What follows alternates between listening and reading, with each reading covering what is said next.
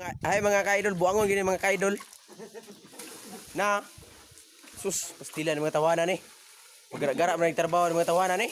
Na oh. Pastilan ng mga tawana. Nasira po. Pastilan ng tawana.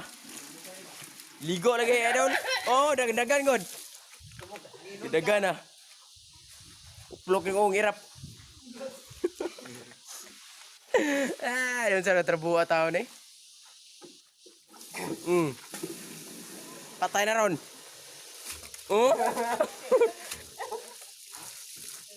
Ay, trabaho idol, gara-gara idol, pogi. Pogi.